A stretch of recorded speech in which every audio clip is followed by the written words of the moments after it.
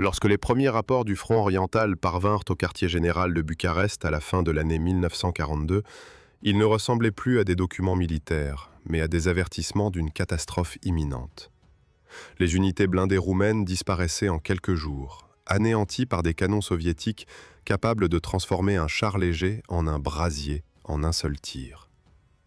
Les équipages, terrifiés par la puissance de feu adverse, écrivaient que leur véhicule n'était plus qu'une fragile enveloppe de métal, incapable de tenir face aux T-64 et aux batteries anti-chars qui apparaissaient partout sur le front comme des éclairs imprévisibles. Jamais auparavant Bucarest n'avait été confronté à une telle urgence stratégique. Ion Antonescu, entouré de cartes couvertes de marques rouges, comprit ce que ces rapports signifiaient réellement. La Roumanie ne pouvait plus dépendre des livraisons de blindés allemands. Le Reich envoyait tout ce qu'il produisait à Stalingrad et à Kharkov, et les convois destinés à ses alliés fondaient comme neige au soleil. S'il voulait éviter l'effondrement de son armée, il devait prendre une décision qu'aucun dirigeant roumain n'avait osé envisager jusqu'alors. Créer une arme que personne n'attendait. Une machine conçue non pour rivaliser avec les mastodontes allemands ou soviétiques, mais pour les contourner. Cette prise de conscience marqua le point de départ d'un projet audacieux, presque irréel dans un pays dont l'industrie se débattait avec un manque chronique de ressources. Antonescu convoqua une poignée d'ingénieurs triés sur le volet. Parmi eux, Constantin Guirle, un professeur respecté, capable de transformer des idées théoriques en solutions pratiques, ainsi que plusieurs officiers spécialisés dans la mécanique de terrain. Le maréchal leur présenta une mission que beaucoup considéraient comme impossible. Concevoir un chasseur de chars capable de frapper vite, de frapper fort et de disparaître avant que l'ennemi ne puisse riposter. La première réunion fut glaciale. Comment construire un véhicule blindé alors que les usines roumaines peinaient déjà à produire des camions? Comment rivaliser avec des armées qui possédaient des décennies d'avance technologique? Certains ingénieurs murmurèrent que la tâche dépassait leurs capacités. Mais Guirle, observant les plans du front, remarqua un détail auquel personne ne prêtait plus attention depuis des mois. Les dépôts militaires débordaient d'épaves soviétiques capturées pendant les premières offensives. La plupart étaient inutilisables, réduites à des carcasses tordues par les combats. Mais au milieu des ruines se trouvaient des coques de T-60 à peine endommagées, abandonnées parce que leur moteur manquait de pièces ou parce que leur tourelle était détruite. L'idée frappa Guirle comme une évidence. Si l'on retirait la tourelle, si l'on renforçait la suspension et si l'on soudait une superstructure fixe capable de soutenir un canon lourd, alors ce déchet soviétique pourrait renaître sous une forme totalement différente. Un véhicule léger, discret, facile à camoufler, capable de tendre une embuscade à un blindé soviétique bien plus massif. L'ingénieur ouvrit son carnet et y esquissa une silhouette basse, presque trapue, dominée par une pièce d'artillerie en position rigide. La salle devint silencieuse lorsqu'il présenta son dessin. Pour la première fois depuis des semaines, la possibilité d'une solution apparaissait. Le choix de l'armement s'imposa rapidement. Les arsenaux roumains contenaient plusieurs canons soviétiques de 122 mm capturés avec leurs munitions. Ce calibre terrifiant pouvait briser n'importe quel blindage si le tir était correctement placé. L'idée d'installer une telle pièce sur un châssis aussi léger semblait folle, mais personne n'avait encore une alternative crédible. Le prototype devrait survivre à une force de recul gigantesque. Si le système ne se disloquait pas au premier tir, alors tout devenait envisageable. Les travaux commencèrent dans un atelier improvisé, où les ingénieurs démontèrent des T-60, découpèrent leurs plaques, renforcèrent les longerons et soudèrent une chambre de tir formée de 4 panneaux inclinés. La cabine était si étroite que le conducteur et le chargeur devaient presque se coller pour manœuvrer. L'air saturé d'odeur de métal chauffé témoignait du rythme imposé à l'équipe. Personne ne comptait les heures. La Roumanie dépendait désormais de cette création improbable. Au début de l'été 1943, le premier exemplaire se tenait enfin sur ses chenilles.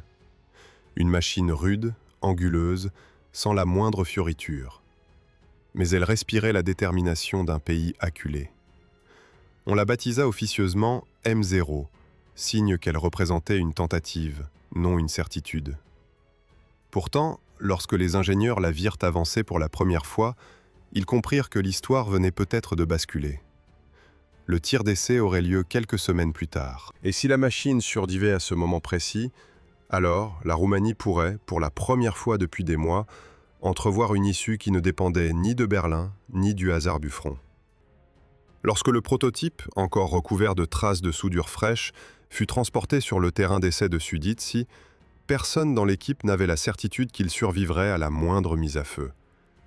La chaleur estivale écrasait la plaine, et chaque pas soulevait une poussière épaisse qui se collait aux chaussures des officiers venus observer cet instant décisif. L'engin, immobile sur la terre sèche, paraissait minuscule face à l'immensité du champ. Pourtant, l'atmosphère vibrait d'une tension presque palpable, comme si le moindre souffle pouvait décider du destin du projet entier. Les opérateurs prirent place dans la cabine étroite. Le bruit métallique du verrouillage de la trappe résonna jusqu'au rang des observateurs. À l'intérieur, l'espace était si réduit que les mouvements de l'un empêchaient presque ceux de l'autre. Le conducteur posa sa main sur les leviers, le chargeur glissa l'obus dans la chambre avec un effort qui fit gémir la structure. Dehors, les officiers reculaient instinctivement de quelques pas, incapables de chasser la pensée que la machine pouvait exploser sous l'effet de la pression interne. Le signal fut donné. Le canon tonna, projetant une onde de choc qui fit vibrer les vitres du petit bâtiment d'observation. Un nuage de poussière monta si haut qu'il obscurcit un instant la cible. Lorsque l'air se dissipa, on aperçut le panneau de métal frappé par le projectile. Un trou net, parfaitement circulaire, révélait la puissance impressionnante du tir. Mais tous les regards se tournèrent aussitôt vers l'engin lui-même. Il était toujours debout. Pas de tôle arrachée, pas de rupture flagrante dans la structure. Quelques secousses, une légère déformation de la suspension, mais l'ensemble tenait. Ce moment de soulagement fut bref. Constantin Guirla nota aussitôt des signes inquiétants.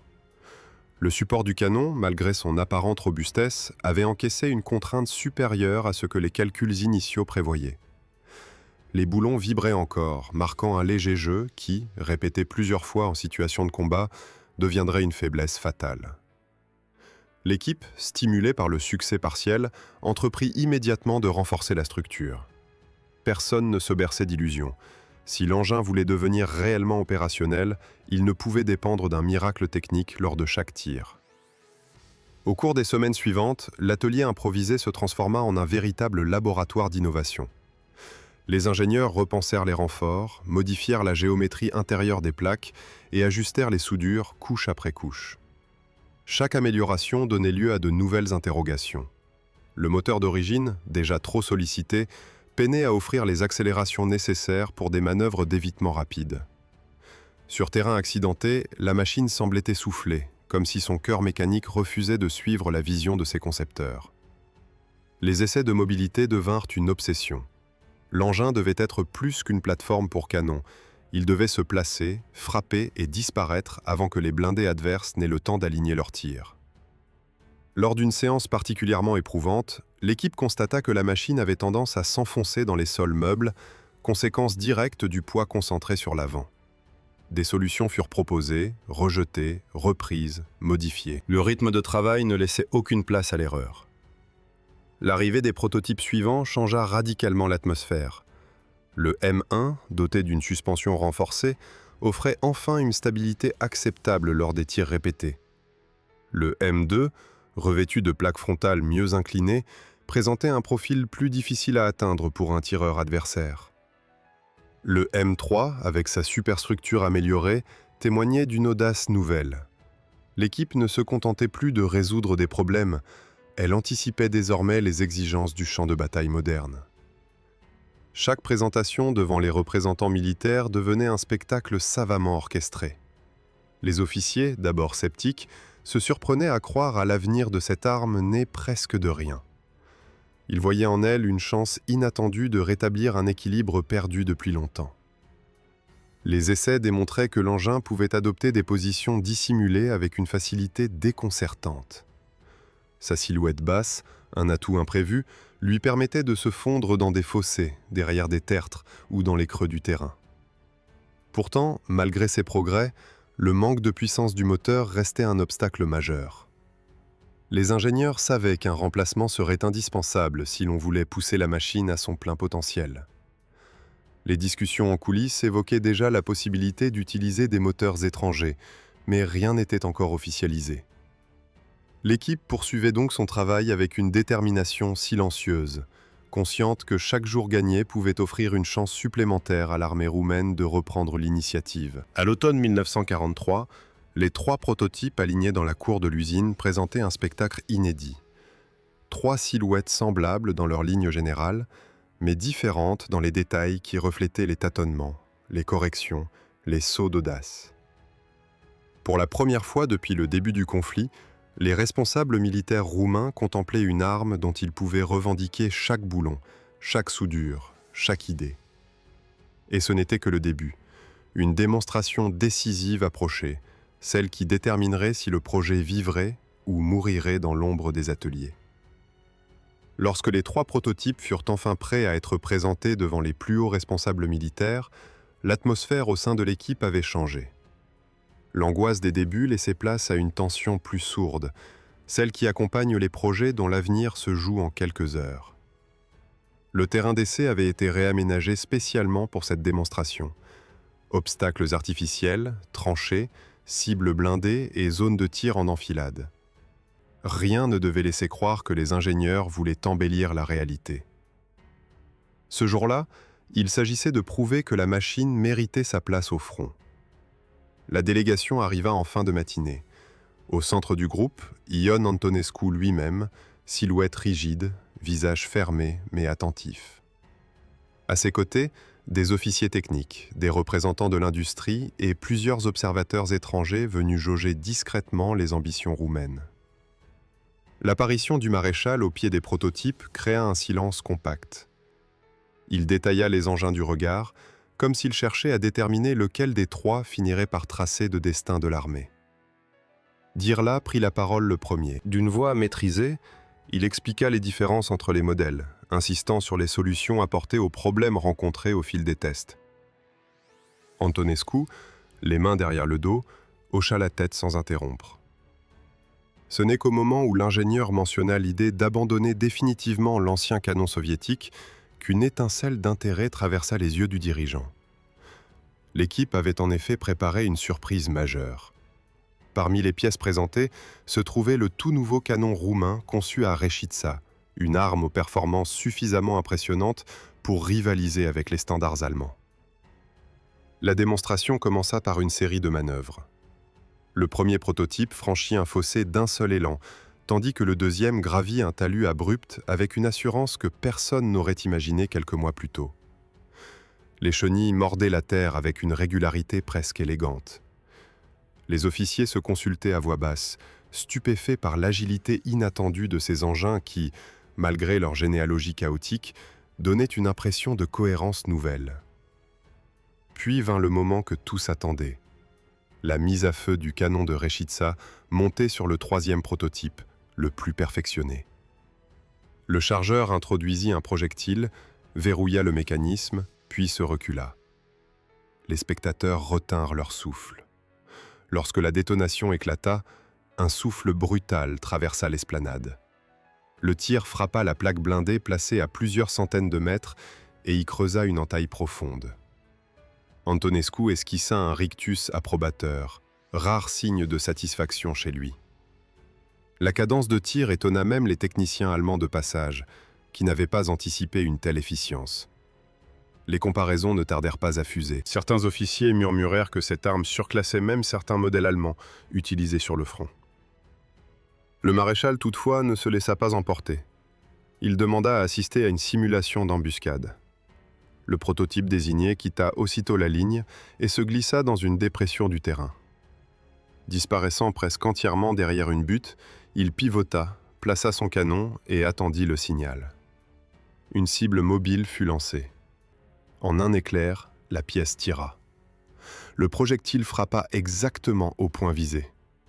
L'idée d'un chasseur de chars légers, conçu pour frapper à partir de positions invisibles, prenait soudain une dimension tangible.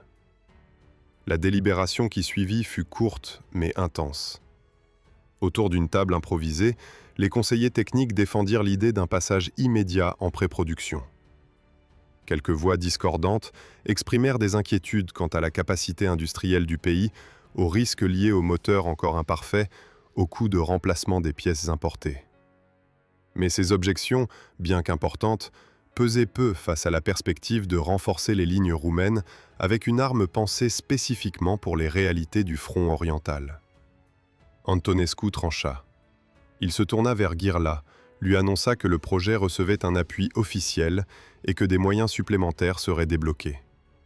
Une décision lourde de conséquences venait d'être prise.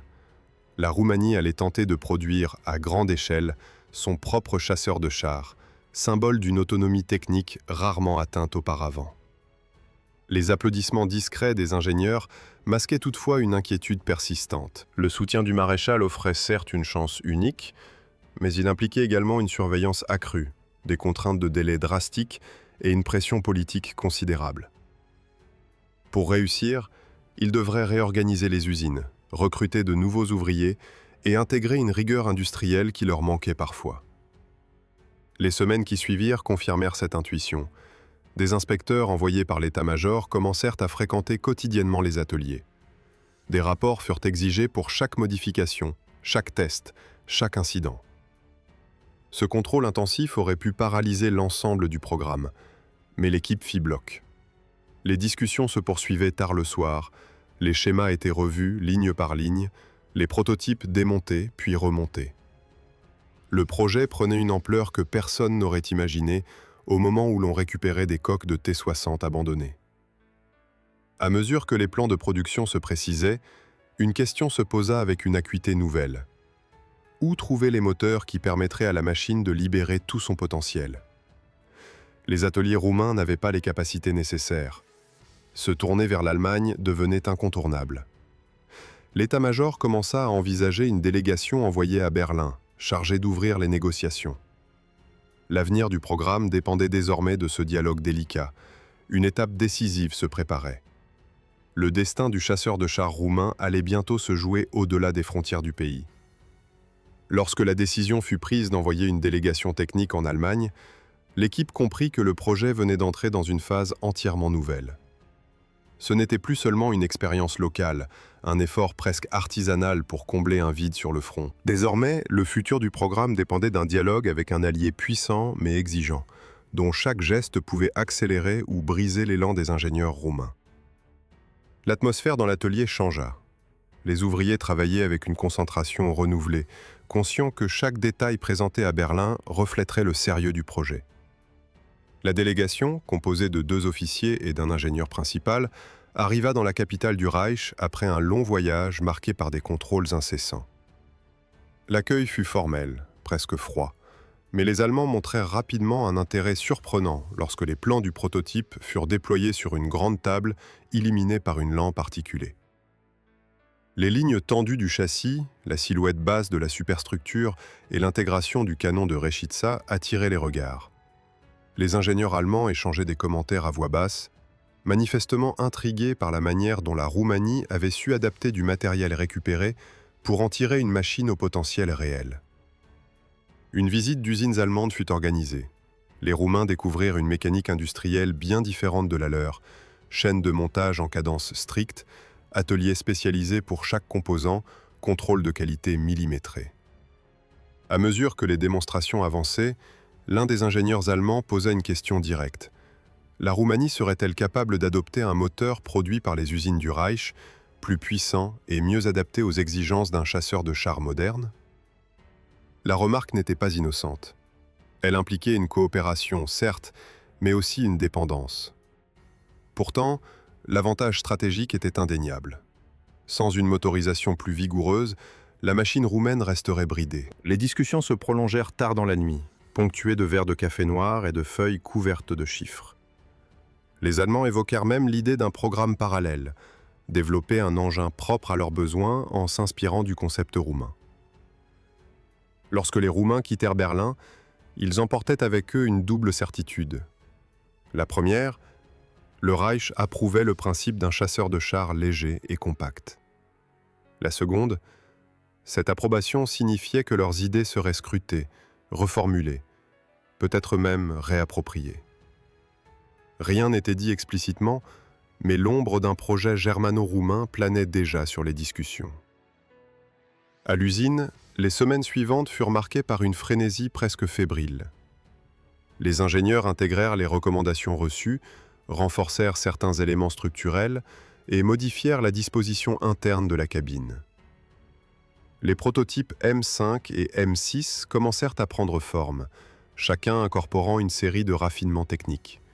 Système de ventilation amélioré, optique repositionnée, blindage frontal retravaillé pour optimiser les angles de ricochet.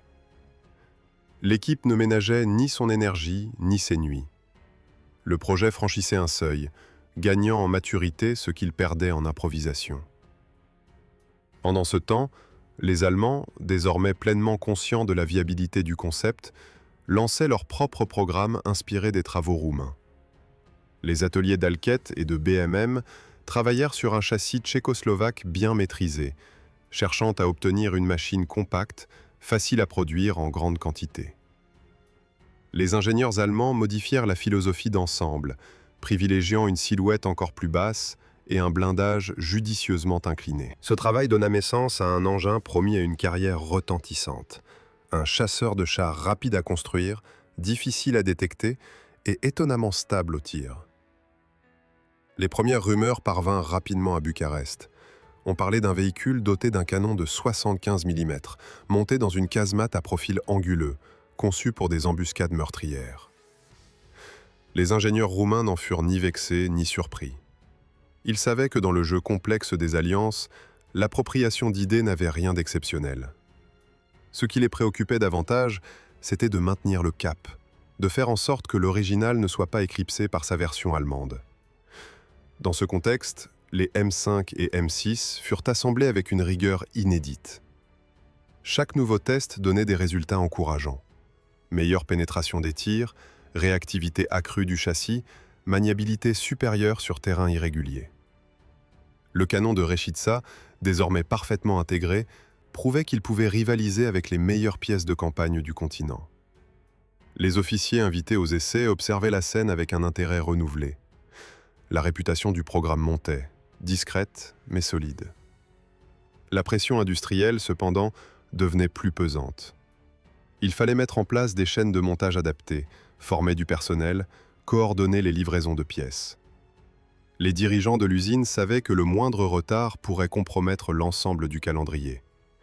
Les bombardements alliés, de plus en plus fréquents, rendaient chaque journée plus incertaine. Les sirènes d'alerte forçaient régulièrement les ouvriers à interrompre le travail et à se réfugier dans les abris, avant de revenir aux machines avec une détermination presque obstinée. La Roumanie avançait malgré tout. Le soutien politique était intact, les ingénieurs tenaient la cadence et les premiers documents de pré-production circulaient déjà entre les départements. On parlait même d'un premier lot d'engins attendu avant la fin de l'année. Objectif ambitieux, mais pas irréalisable si les conditions demeuraient stables. Mais rien n'était stable en 1944. Et l'équipe du programme ignorait encore que les événements politiques allaient bouleverser tout ce qu'ils avaient construit. La nouvelle atmosphère dans les ateliers de Rogifère, après le changement brutal d'alliance et la confusion politique, ressemblait à une tension électrique suspendue dans l'air. Les ouvriers continuaient à monter les derniers éléments du prototype M05, mais chacun savait que la moindre décision venue de Bucarest pouvait transformer leur travail en ruine ou en mission stratégique de première importance. Ce qui dominait surtout, c'était la conscience que le temps, déjà rare pendant les années précédentes, s'était réduit à une mince pellicule prête à se déchirer sous le poids des événements. Les ingénieurs, désormais privés de leurs anciens partenaires allemands, devaient compter uniquement sur leurs propres calculs, sur leur mémoire technique et sur une détermination presque obstinée à achever ce qu'ils avaient commencé. Lorsque les premiers grands convois soviétiques approchèrent de Bucarest, le bruit se répandit dans les ateliers comme une traînée de poudre.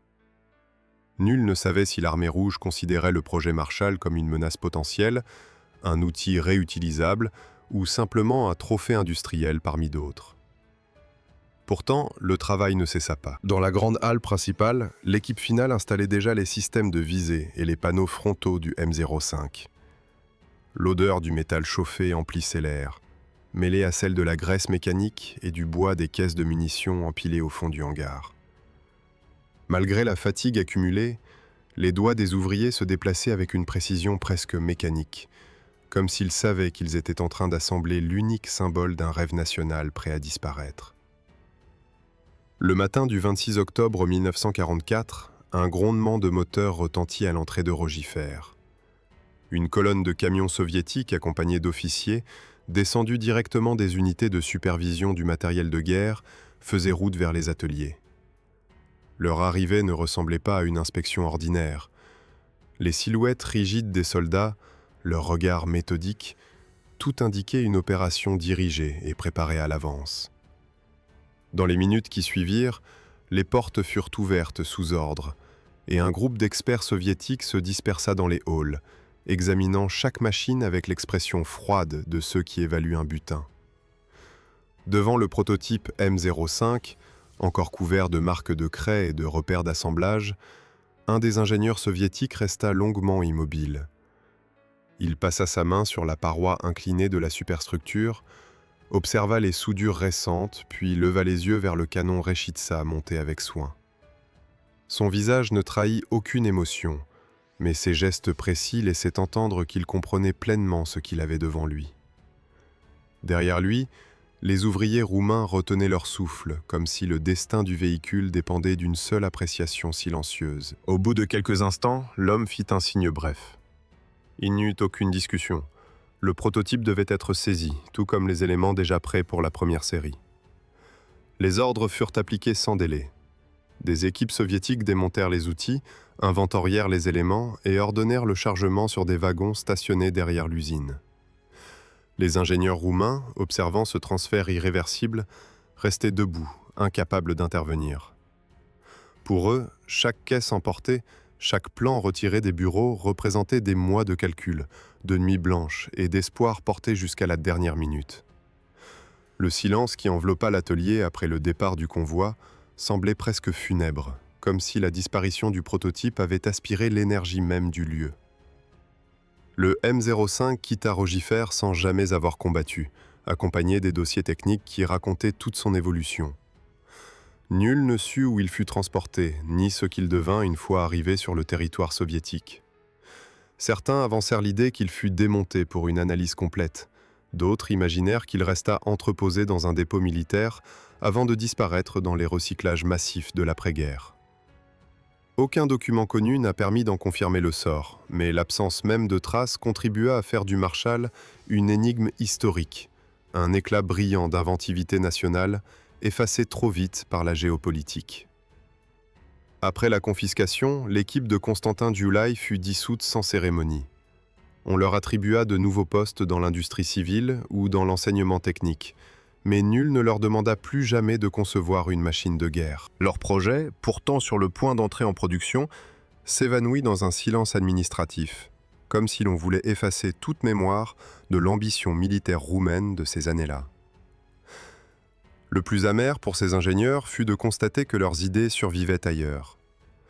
Lorsque les nouvelles de l'utilisation massive du Hetzer parvinrent en le pays, plusieurs reconnurent, sans pouvoir l'avouer publiquement, les concepts qu'ils avaient eux-mêmes défendus bien avant que l'Allemagne ne s'en empare. Ainsi se termina l'histoire du Marshall. Une machine née de la nécessité, façonnée par l'ingéniosité locale et destinée à un avenir qui lui fut retiré avant même de commencer. Ce qui aurait pu devenir la première série d'armes automotrices conçues et fabriquées en Roumanie demeura au stade d'un projet brillant, interrompu par le cours implacable des événements. Pourtant, le simple fait que ce véhicule ait existé, qu'il ait fonctionné, qu'il ait impressionné ses propres alliés et surpris des ingénieurs étrangers, reste une preuve silencieuse de ce que ce petit pays aurait pu réaliser s'il avait disposé de plus de temps et de stabilité. Si vous avez apprécié cette histoire et souhaitez en découvrir d'autres sur des machines oubliées, laissez un commentaire, abonnez-vous à la chaîne et n'oubliez pas d'appuyer sur le bouton de soutien. À très bientôt pour un nouveau récit.